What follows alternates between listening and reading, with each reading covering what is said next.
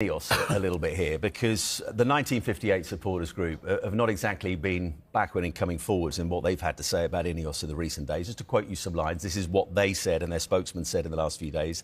They said United has become a toxic partnership between the Ineos billionaire and the Glazers. The director of football, Jason Wilcox, and the chief executive, Omar Barada, were learning on the job, they said, and should go. And they say this: after lurching from one disaster to another, Radcliffe comes across as an incompetent clown turning the club into a circus. Is there an argument, Merce, that since Ineos came in, United as a whole have gone backwards? Yeah, I would probably say so.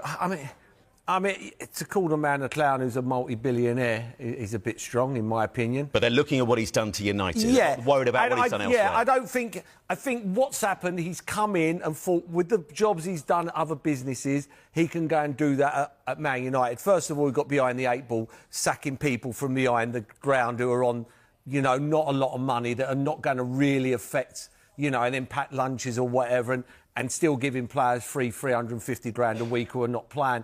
I think he got all that wrong. Yeah, I just think... And then he brought the bloke... He brought the man in, the cycler. Dave Brailsford. Yeah. Cycling man, as he used to refer to him as. Sir Dave. Yeah, Sir David, yeah, you know. But he's a cycling man. It's like... You know, it's like me going in somewhere after I finish playing and go, do us a favour, you come into Surrey Cricket Club and try or do some paddle training. And try and win us the championship, win us the county championship. You know what I mean? Like, to say, oh, you've done really well at football. Well, it's like Sir Clive Woodward at Southampton. Yeah, exactly. Yeah. It doesn't work. So, yeah, I understand Man United and I understand their fans, and he probably, if he could do it all over again, like there's a lot of things in life, everybody around the world, if you could do it again, you'd probably change it differently. But at the same time, this is not last year and 2 years and 3 years. We're talking 20 years now, Man United. You know, it's not like 5 years ago, 6 years ago. It's constant. We still live in this thing of Man United, of like a Ronaldo at his pomp, and Roy Keane and Rio Ferdinand and Vidic and Paul Scholes and Rooney and Chelsea's and Rooney, and that gone. Yes.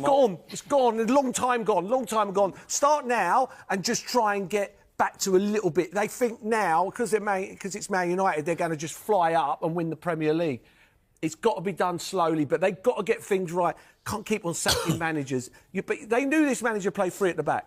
And I sat on here a long time ago and said, Chelsea suited Amorim better than Man United did. So they knew when he come that he played free at the back. And they must have looked rigid to that as well. Yeah, and they must have known at the time that they didn't have the players to free at the back. So then you go, we don't take you.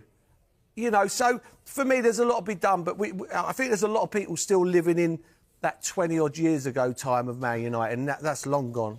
Just talking more about Ineos, Sue, because one of their strap lines in terms of a business is the best in class when it comes to decision-making. Well, let's examine some of their decisions then. We mentioned already Erik ten Hag gets that FA Cup win. There were all kinds of reports ahead of that game that he was going to face the sack. They kept him on, gave him a shed load of money to spend in the summer. Then he goes. They bring in Dan Ashworth. He goes. They now bring in Ruben Amorim. They chased him down hard. They prized him away from Sporting Lisbon. He didn't want to go at that stage of the season. And now he's gone as well. It just feels, decision-making-wise, they're a long way from the best in class. Do you trust them to make the right decision long-term going forward now for United? Well, at the moment, you'd have to say no, wouldn't you? And I think a lot of fans are feeling that as well. Will they make the right decision? Because when you look back at all of the decisions that they've made, or a lot of the decisions that they've made, it hasn't been a success. It hasn't worked. You know, you asked before, who's to blame? You've got to say it's collective, isn't it? Of course, the manager's got to take some of the blame, you know, some of his decisions, his tactics and things like that. But when you look at the bigger picture, since, you know, Ineos, Sir Jim Ratcliffe have come in, a lot of the decisions and a lot of the things that he's done has been criticised, and rightly so. That the Ten Hag thing, it looked like he was going to go, didn't it? Like you said, it looked like they were interviewing other managers, or the managers were going to come in. Then they decided to back him. Then they decided to give him loads of money where he brought in players. And then they decided to sack him. So it just seemed like a real sort of waste of money. Obviously, a similar sort of things happened with Amorim, and I know he came out and said things. I don't think they expected to sack him so soon. So at this moment in time, you've got to say you would question the decision and if the decision was right, and you just feel that this next decision has to be right. So the interim manager has to be right, because I think you've got to try and get Manchester United into a good position, whether that's Champions League, whether that's European football, because the manager that potentially could come in the summer, he's then going to want to get the best players, and the best players will only come if they're playing Champions League football. So they have to get it right now. They've then got to get it right in the summer, because there's been so many decisions in the past and previous that we've gone, I'm not sure about that. And he's also, whoever it is who comes indoors, particularly long-term, come the summer, they're going to have to deal with that dynamic that Amorim struggled with in terms of Jason Wilcox. Now, we know as a player, decent. You know, he won the Premier League with Blackburn.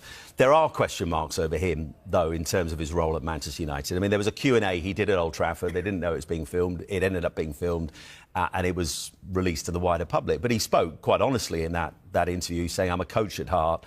I am a coach inside, even though I have a different job now. That's a strength of my role, but it causes me a bit of a problem because I always want to interfere, he said, in what managers are doing. It's quite clear he was interfering in terms of what Ruben Amorim was doing.